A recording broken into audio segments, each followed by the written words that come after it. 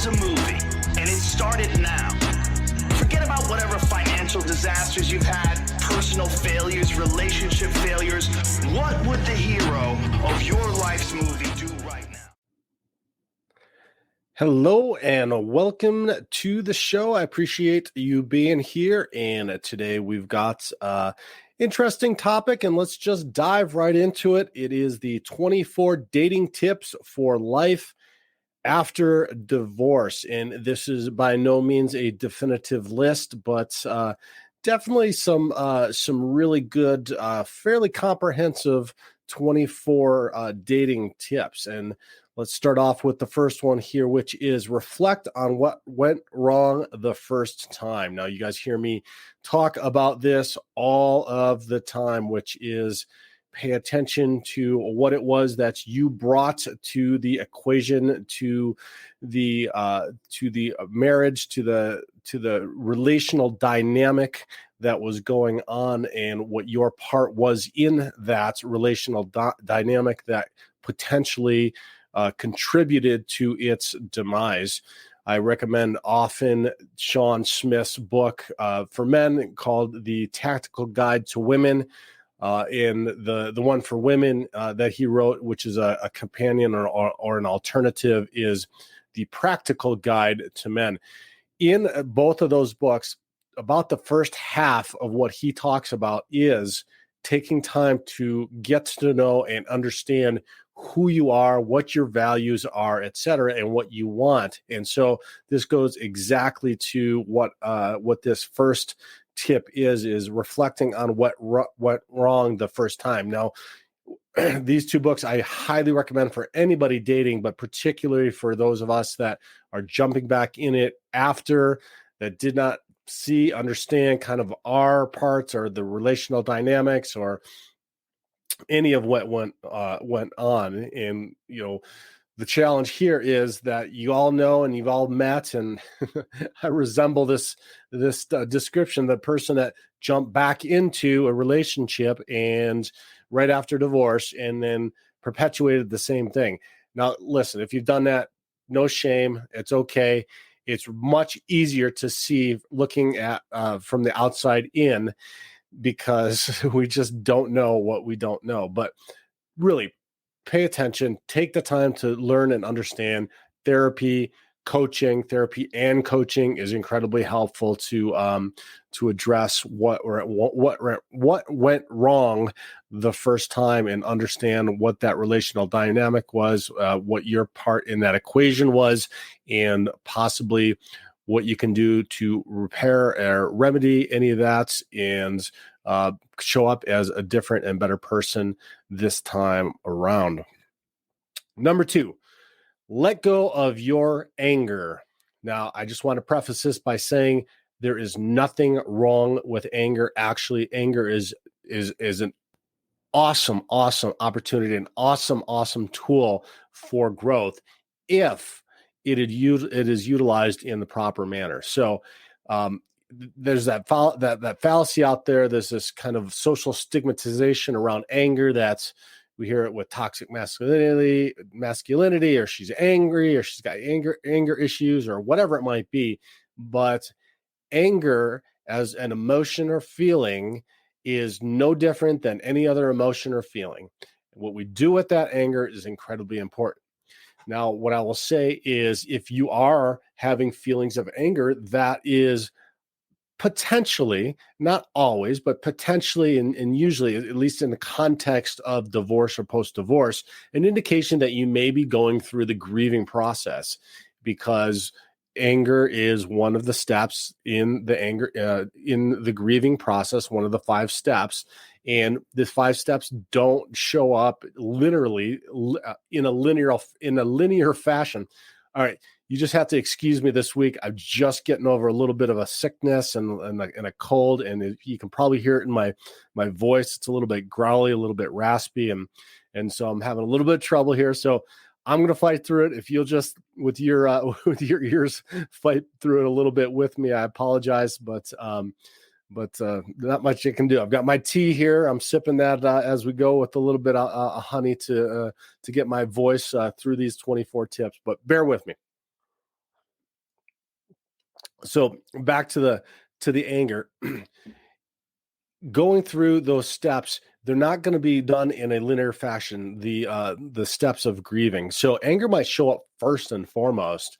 And so that's why I say, if you're feeling anger, start looking at the steps of grief and see what those are and where anger fits into those, and then start working through those steps. You're going to find that that's going to be a very healing process. Another book that I highly recommend for men and women is called Rebuilding When Your Relationship Ends, by Dr. Bruce Fisher. It's an excellent resource, and there's a whole step, a building block in there about anger, and there's also a whole nother building block in there about grief. So check that book out. Is a great resource. The number 3 dating tip for life after divorce is take it slow. I mentioned that person that that jumps into a relationship right after or during. Again, I was guilty of this, but we also know the person that jumps in 6 months later is remarried again, and this person is the person that that was the opposite of the person that they were married to, and they couldn't believe that they found this person so quickly, etc., blah, blah, blah. Okay. And then fast forward 6 months or maybe 2 years or 3 years, and they're divorced again. It is just a statistical fact that the divorce rate the second time around is significantly higher than in second marriages. So the second time around, significantly higher than first marriages. It's something like 10 to 25% higher, which puts it in the 60 to 75% range. So take it slowly. And that is largely due to the fact that people don't take it slow, don't take it slow, and then don't do what we said in number 1, which is understand what went wrong the first time and understand what your part in that is. So take it slow. Number 4, don't write off the opposite sex entirely. Okay, this kind of falls in line with the anger part of it, but if you are still harboring ill will and feelings towards the opposite sex, then just take your time and wait until you've worked through that. There is an underlying something that's going on, and for you, it might, who knows what it could be. But if you have if you're writing off the opposite sex, and we hear this with, well, where are all the good men, or where are all the good women, and blah, blah, blah. There are a lot of good men. There are a lot of good women that are out there. So writing off the opposite sex entirely is just not healthy. So if those are words that you hear coming out of your mouth, if those are feelings or sentiments that you have and when you're talking with your friends, then it's just a sign that you just need to take a little bit of time, talk about it in your therapy, talk about it with your coach, and get to a point where you feel comfortable with the opposite sex. Number 5, don't go buck wild. Excuse me. That is just meaning take things in moderation. Now, I recognize the fact that you may have had some challenges in your relationship during your marriage, and this seems like an opportunity for you to just fill up your life with all of the things that you may have missed during that relationship. Well, again, it's kind of like, I don't know if you fast. I fast regularly. And if you're coming off a fast, the last thing that you want to do is eat and gorge yourself right off your fast, because your body is absolutely going to be pissed at you, and it's going to just make you sick. Do not go buck wild. The same applies for whatever part of dating after divorce you are missing that you enjoy in your dating life. Again, that take it in moderation. Do not go crazy. Again, balance. Tip number 6, partake in your favorite social hobbies and find some new ones too. Now, this is very common, I feel, for I would say a little bit more for men than it is for women, but just men and women in general too, because some of the things that we are most passionate or interested in when before we get married, we have kids, we get involved in life, and then we kind of lose some of the things that we were interested in. And some of those things that we were interested in, that we were passionate about, were things that were very attractive to our ex now, but at that time, potential spouse, that they like, that we may have fallen away from. So when I'm coaching my clients, one of the things I talk about first in getting back to their life 2.0 is, what are some things that you really enjoy doing that you have not done for a long time, or you did prior to being married?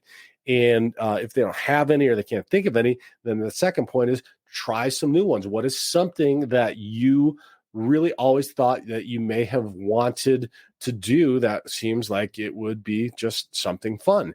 And again, it's just recapturing some of that fun and interest and passion that you had for life prior to getting married, prior to having kids, prior to having, a more robust, let's put it that way, a robust schedule and commitments going on in your life. So take some time and think about that. Again, chat with your therapist, chat with your coach, come up with a list of those things, and then see which ones you can work into to your schedule. Like I used to love the golf. I do it 3 or 4 times a week. It just is not feasible for me to carve out 5 hours in a week, or 2 or 3 times a week, maybe once a week, but not even that, 5 hours to do a round of golf. So that's just not feasible for me anymore, right? I look forward to that maybe in retirement, or not even retirement, but just post kids. But right now that's not feasible. So that's an example of one that's not going to come back into my life anytime soon. But there are other things that are different or smaller or less commitments, or tennis was one of them that I started to play again, that I played in high school, that does not take as much time. You can go and you can play for an hour or a couple hours somewhere with somebody or with a group, and it was really quick and easy for me to pick up again. So, and those are just 2 athletic examples. It could be music, it could be something creative, it could be, who knows, whatever it is. But find something that was a social hobby that you liked, or find a new one and get involved in it again.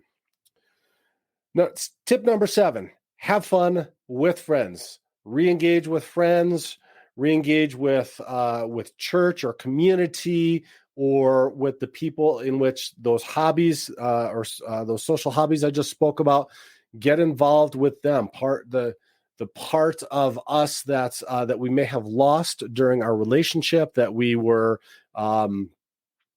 that we just got so busy with family and our marriage and our relationship, we may have fallen out of touch with people. We may have let our community, or the communities that we had built up around us prior to that, just kind of fall by the wayside. So get back involved with friends and community. Tip number 8.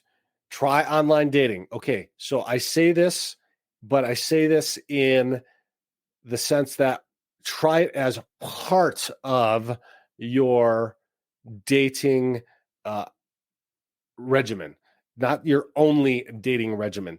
Try online dating. Online dating is just a fact of the world now. And if you're an old folk like I am, it was not around when I was dating before my marriage. So, but it is now, and it's very common. And there's even some studies that show that people who meet online have a higher probability for success in their second marriage if they met online. So I just read this. I don't know all the details about it, but again, if it's part of the reality, so you're opening yourself up to a whole opportunity, and maybe we'll do a show here on the future as to the benefits of online dating and then the detriments of online datings. And the next one we're going to talk about, tip number 9, is beware online dating scammers, liars, and losers. And this is both sides. This is both sides, and it is just part and parcel of social media, online scamming, etc. Somebody had even taken my photos from my Facebook, which has been shut down for years, and was catfishing and had a dating profile somewhere in Arizona using a completely different alias, or using an alias and my pictures, etc. And it was totally crazy. So there's all kinds of crazy shit out there. Just be aware of this. And if you've got a friend or you know somebody that has done some online dating, that has been successful with some online dating, definitely chat with them, because it can be very frustrating. It can be very difficult, and it can be a huge, huge time waster, because you just get involved on the platform and are just constantly on it, which is obviously unhealthy, just like any social media platform. The second is, there are a lot of people out there wasting your time. There are a lot of men, there are a lot of women that are out there wasting your time, and that's not even to factor in the scammers or the prostitutes or anybody else that's on there that is just not legitimately looking for dating or some companionship or relationship, or just to be able to meet some other people. So definitely get educated, but put that as part of your dating routine, because it's a huge opportunity. Tip number 10, never complain about your ex on dates. That is an absolute red flag, particularly early on. If you want to have some conversations, and I think a good conversation and a good question up front is, tell me what happened with your last relationship. And for those of us that were are newly divorced, then that gives you an opportunity to portray and talk through in a healthy manner what happened with your relationship. But definitely do not complain or badmouth your ex. If you find yourself doing that, then that is a red flag for you to pay attention to bring to your therapist or your coach or both, to understand why it is you have those feelings and those sentiments around your ex. Now, that doesn't mean that you can't have feelings or sentiments like this about your ex. You can, and it's healthy, but it is only healthy if you're doing something with them that is beneficial and positive in your life, which means processing those and utilizing the processing of those to heal and to understand yourself and to bring that into the new relationship. So do not complain about your ex on dates. And if you know, I'm just going to add, this is not one of them, but I'll just add onto that. If somebody that you are dating or you've met or just met is complaining about their ex, then that's definitely a red flag. So just be aware of that. Tip number 11, be honest and open. Okay, I think we've talked about this one before, pretty sure. If not, we've mentioned it maybe in the Dad's Dating After Divorce podcast with Ralph, the sister podcast that you guys have heard. But be honest and open. Now, this means across the board. This means with not just, do you have kids or do you not have kids? Are you or are you not divorced? Okay. You might think I'm crazy saying that. Are you divorced yet? Or are you married yet? Are you still married, etc.? I'll tell you what, there are a lot of people out there that are going to lie to you. It's happened to me. It's happened to many of the people that I know. So being honest and open about if you are divorced yet or not, if you're still married or not, what the arrangement is in your relationship. It seems very straightforward, but I've got to say it. Also, be honest about if you have kids or if you don't have kids, if you want to have kids, depending on what your age is or what your circumstances. Be honest with what you are looking for. Maybe you are just getting back in the game and you just want some companionship. You just want to have some attention from the opposite sex so that you can feel good about being in relation with somebody. Again, be honest about that. You're going to be incredibly surprised by the number of people that go, oh, yes, me too. That is great. Now, that doesn't always mean that that's true, because there's people that are going to lie to you too. And then there's going to be narcissists that are going to tell you what they want, what they think you want to hear so that they can get whatever they want to get. But anyway, that's another podcast as well. Reference one of the previous podcasts on narcissism. Anyway, just make sure to be open and honest about everything throughout the process. And that's also includes your feelings. If you're feeling uncomfortable or if you're feeling worried, or don't ghost people. That's the thing. Oh, the ghosting thing pisses me off. It is so easy these days, and it's so immature, and it lacks such integrity and maturity that it's absolutely ridiculous. It's something that I mean, even my teen daughters, I talk to them about this. So, like, this is not something that you do is in the course of being a normal person that really cares about communicating with human beings. So don't ghost. Just be open and honest. I'm uncomfortable, or I'm just not ready, or whatever it is. Just be open and honest about everything while you're going through this, because you're going to appreciate that the other person, or you would appreciate, and you want the other person to be open and honest as well. Tip number 12, go on out of the box dates. I love this one because, in particular for you guys listening here that are planning dates, or if you're not planning dates, you should be planning dates. Find some out of the box dates and fun and interesting things to do. Doesn't have to be expensive, doesn't have to be dinner. It can be something that is very cool and unique. This might go back to one of your social hobbies, something that you're interested in, and you can invite somebody to go do with you, but find stuff that is out of the box. It is going to help in lots of different ways. For guys that are planning, it's going to show that you're unique, because listen, there's a million other dudes out there that are just trying to date probably the person that you're trying to date. So if you got somebody you're pretty interested in, being a little bit different is probably going to work in your favor. So if you do something out of the box, if you make a little more effort, that is going to be really incredibly helpful. And the same applies for the ladies listening as well. That makes you stand out from all of the other women that we're going on dates with, because you are more interesting and unique and maybe a little bit mysterious, because the date is out of the box. So do stuff that is out of the box. Tip number 13, trust your instincts. You can call it gut, your feelings, etc.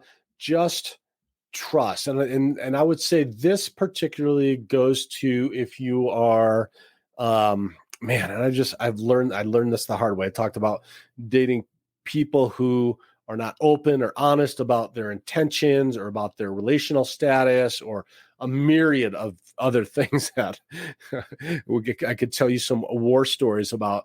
But by and large, and almost to a T, every single one of them, in reflecting back on them, there was some instinct, some feeling I had that may have either showed up in my body, or I thought about in my head and was like, but did not pay attention to it, that was indicating to me that something was off. So trust your feelings. And if you need clarification, ask. It doesn't mean that you're going to get an honest answer, but at least it's going to give you maybe some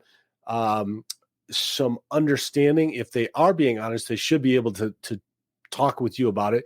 But if they're not being honest, and unless they're a phenomenal liar, and there are some really good ones out there, it might be you might be able to understand, or at least, I don't want to say expose, but I guess expose is the best word to use. Expose some of what you're not comfortable with, and understanding what it is that's what they're doing, what they're trying to do, or what they might be pulling over on you.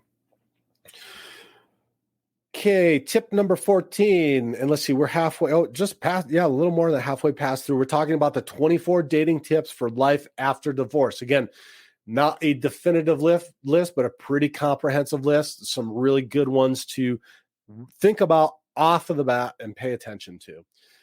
Number 14, try dating outside your norm, like trying a new restaurant, right?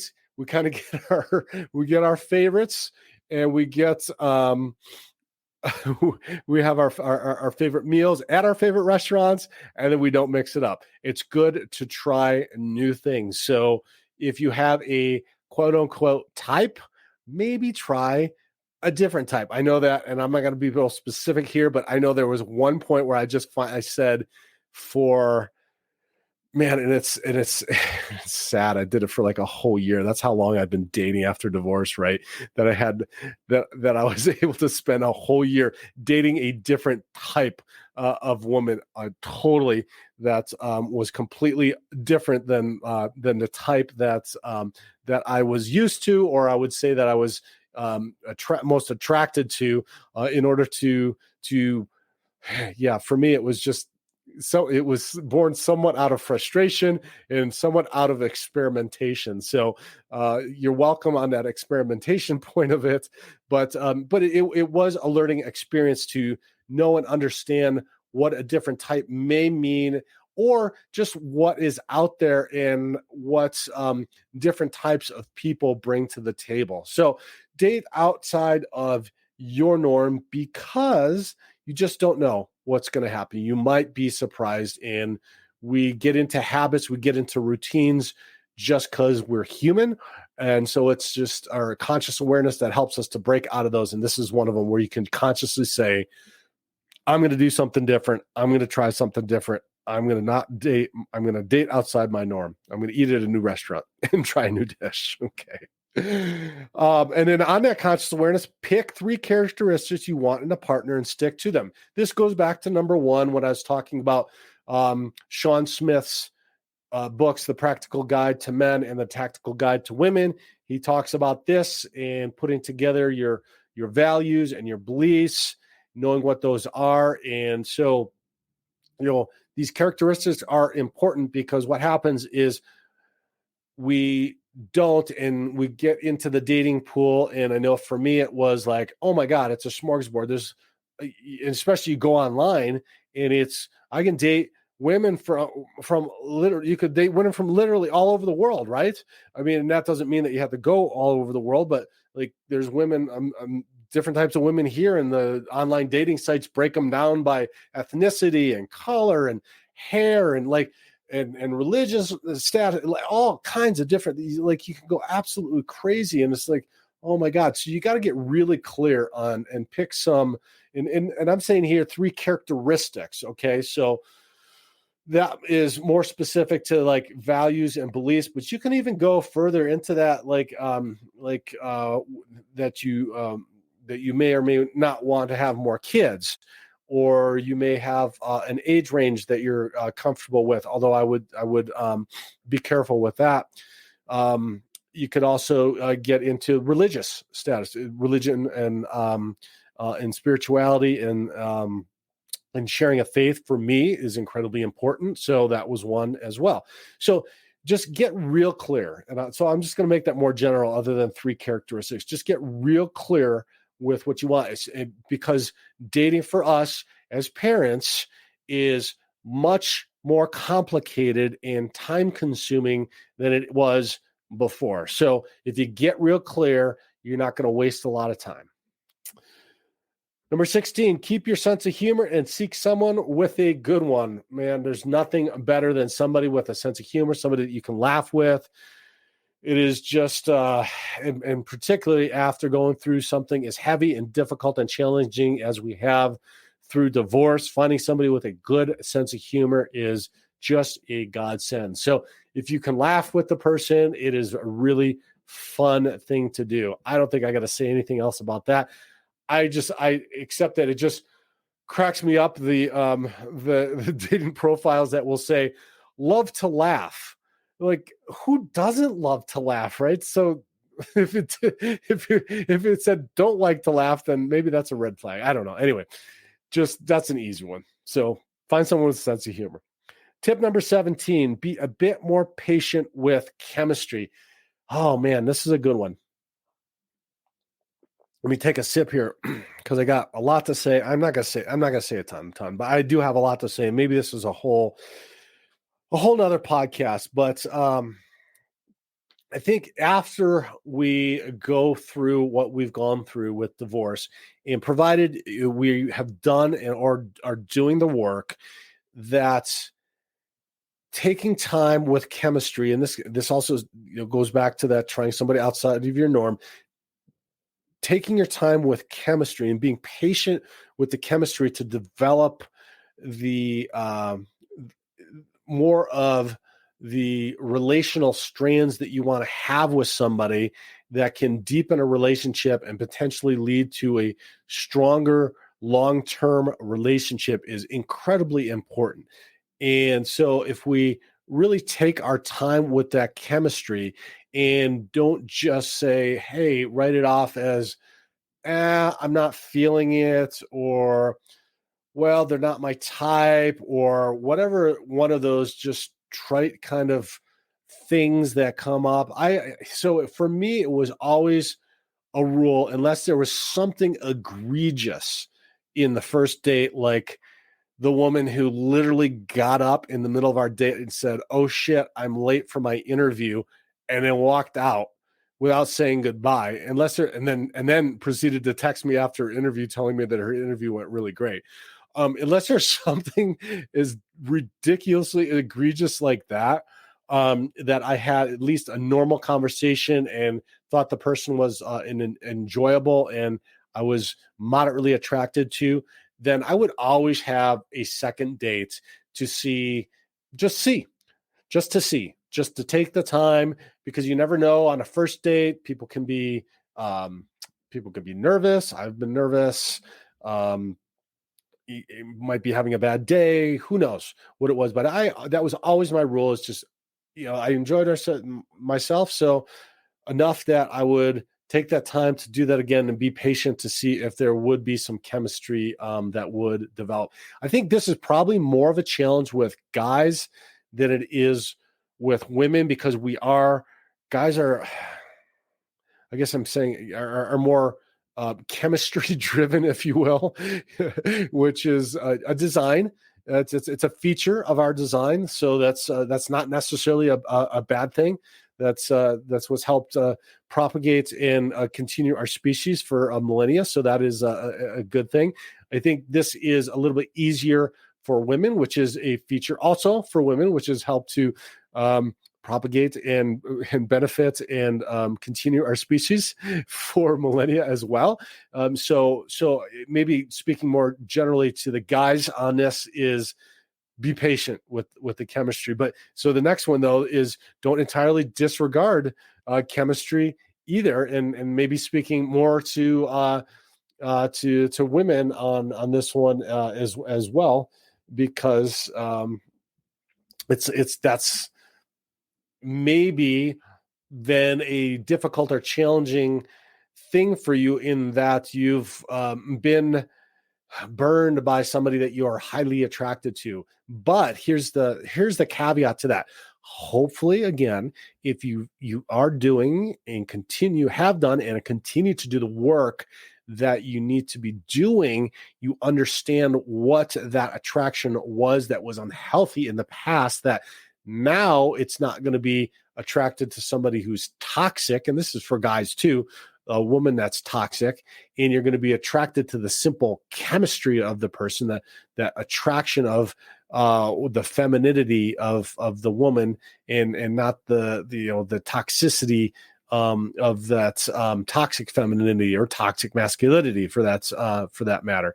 So hopefully you have done and you're doing the work to understand the positives of that chemistry and why that is a really good thing. So on both ends, be patient with the chemistry, and don't also completely disregard the chemistry. Okay. So that's 17 and 18. I didn't go too long on that. I think that's a good topic too. We should be talking about both sides of that coin.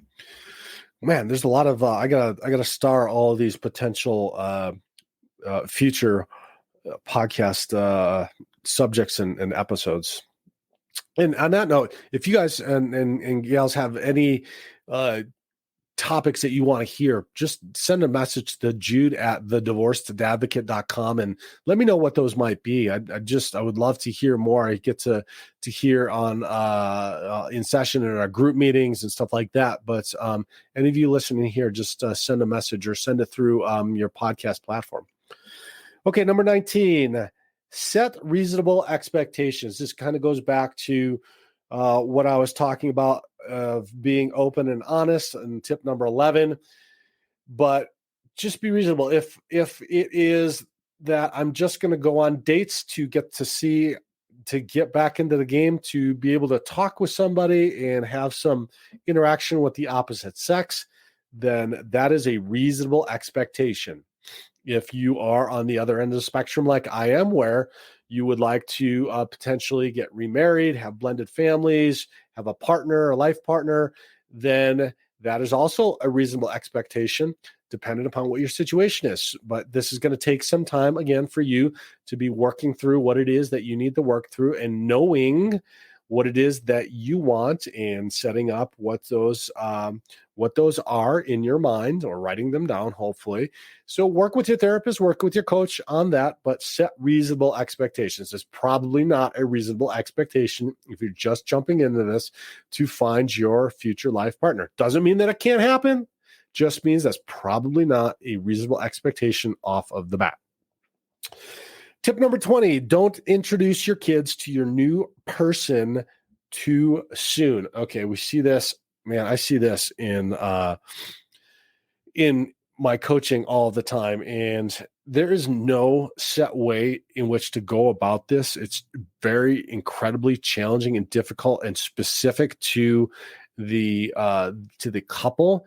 But I will say that oftentimes what happens is it becomes an inconvenience to dating. So you just introduce your kids. It is the absolute wrong reason and wrong way to do that, because they have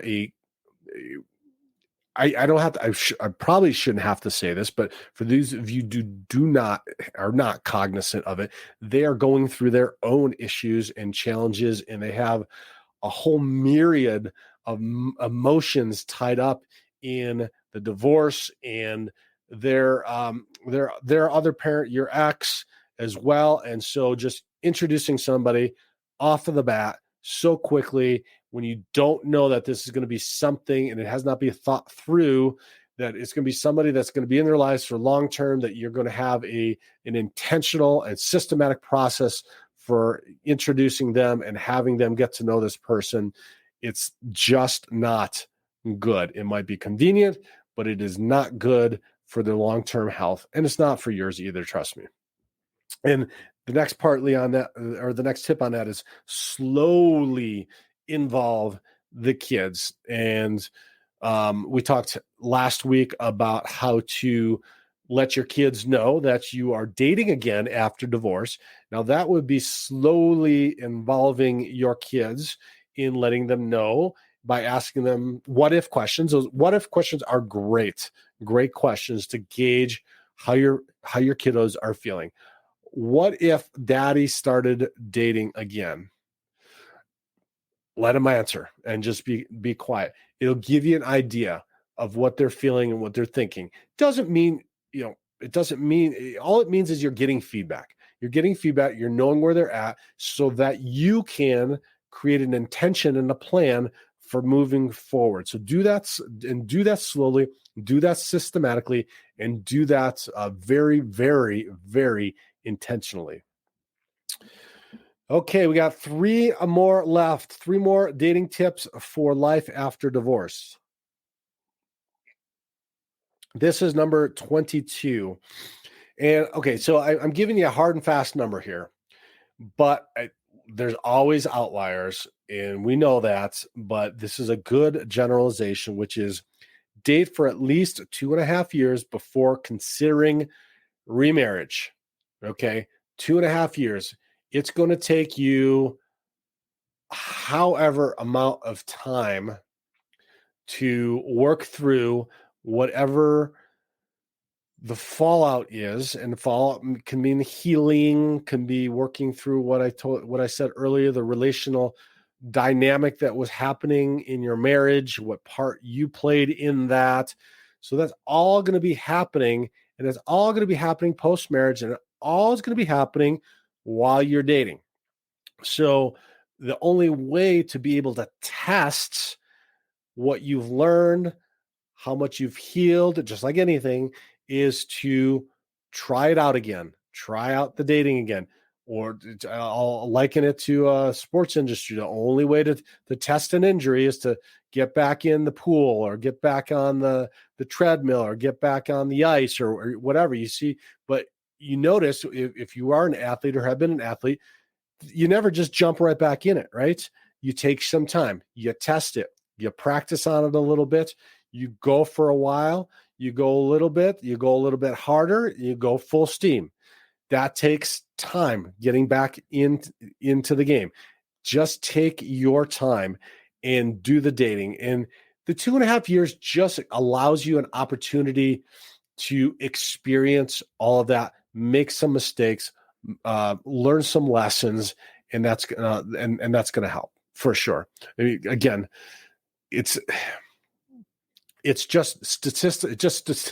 For those of you left brainers out there, statistically, it just makes sense. If 10 to 25, if second marriages fail at 10 to 25% higher, more than first marriages, which is upwards of 75%, you just want to be smarter and take more time in figuring out how to do it the second time. Tip number 23, be willing to do the work.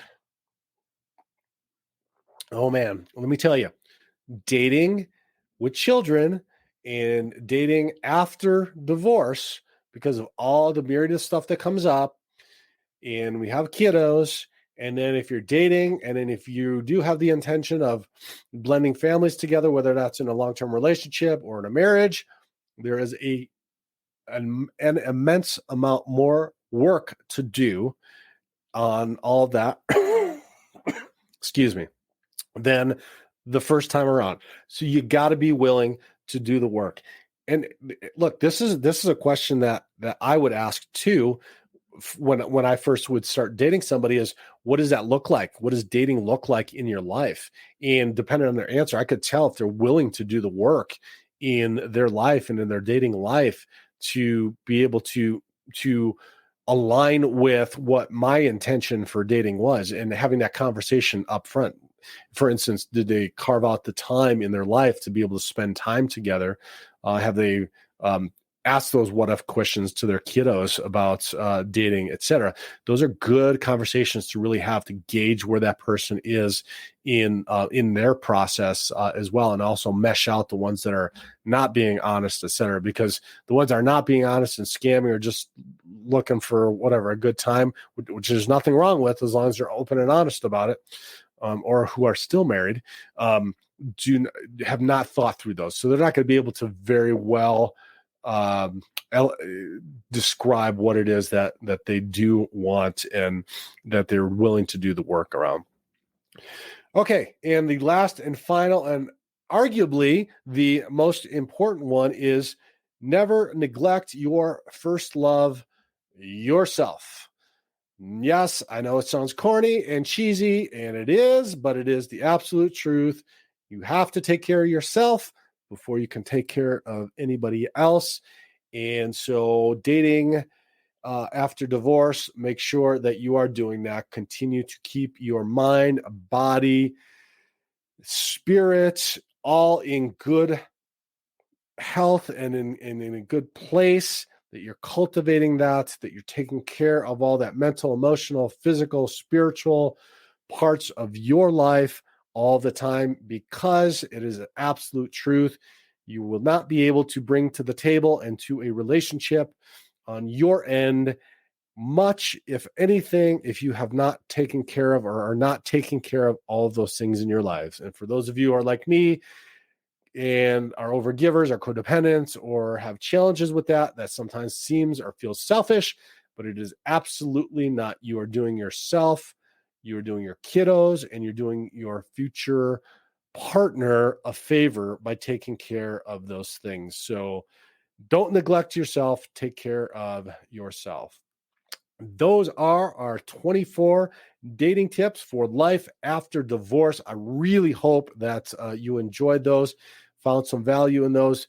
Please give some feedback to me, shoot an email, or leave a comment.